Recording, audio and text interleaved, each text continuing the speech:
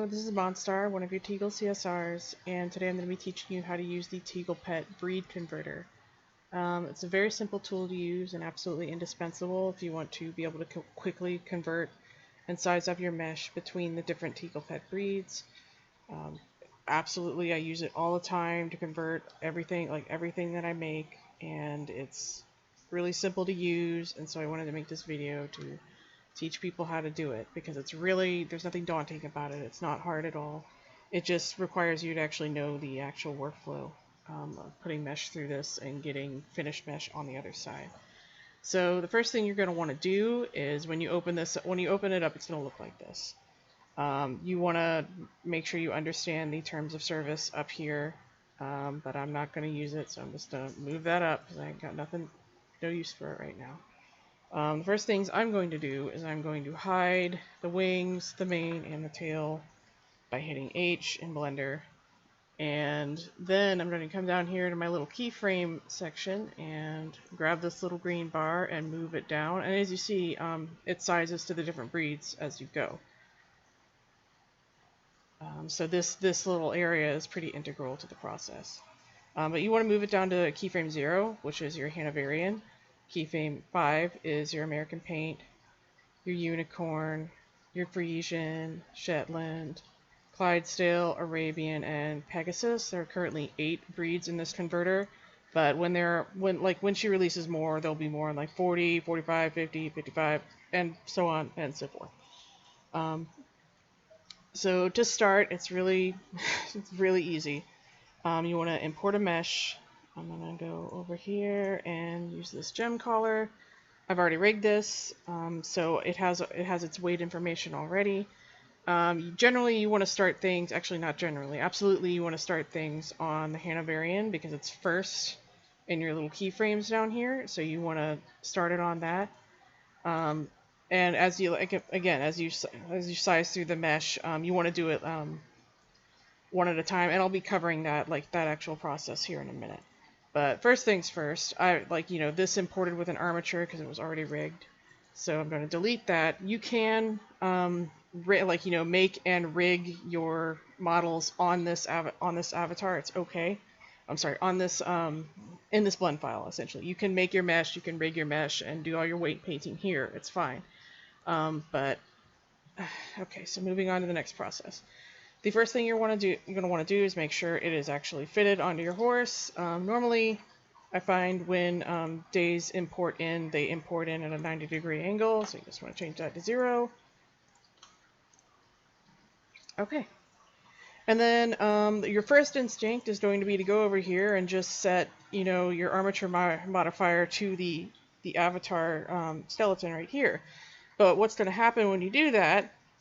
As you can see, the mesh is deforming, but it is not deforming to your skeleton. It's just kind of dancing around out there by itself. I don't know the why that happens. I just know that the way to get around it is to actually delete the armature modifier and come over here, and then you're going to select your mesh, hold down Shift, select your, put that in object mode, so select your mesh, hold down Shift, make sure your skeleton is in object mode, and then come over here and hit Control P, parent with empty groups, make sure you're doing it with empty groups, and then come over here and parent again with empty groups. Okay, so before you do anything else, you want to clean your weight maps. Second Life is not really happy when you have a whole bunch of weight maps. There are 159 bones in the SL skeleton, and you can't have all of them, otherwise Second Life will lose its mind. So you come down here to your toolbox and your Avastar tab, and you make sure your mesh is selected. Hit Clean Weight Maps. You absolutely do not want to clean your weight maps out of your Teagle skeleton. Clean weight maps, and that's it. That's all for that process. From here, you can then, let's say we're going to size it to the Unicorn.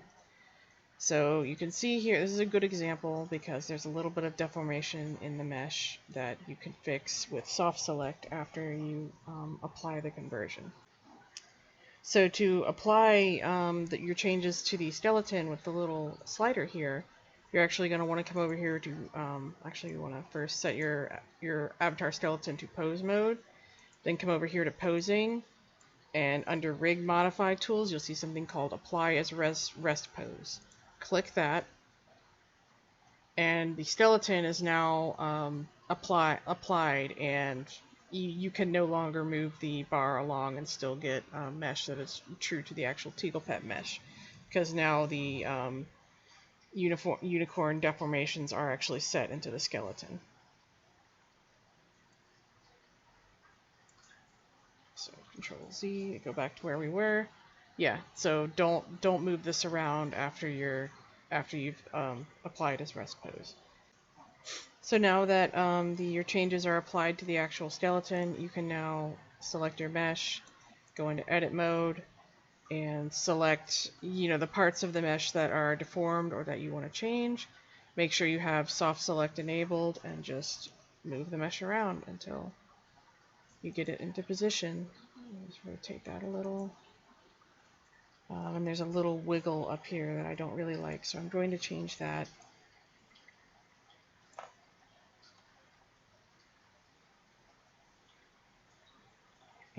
And you don't want to change the mesh too much, because one of the greatest advantages to using the rig converter is that it keeps your mesh in the position that it was as the skeleton deforms. It's not something you can really do by hand, so you want to move it around as little as possible, but that looks good. And so now I'm going to move to the next one.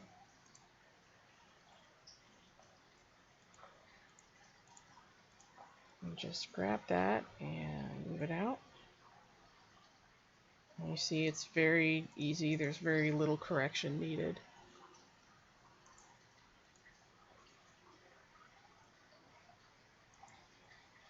And that looks good.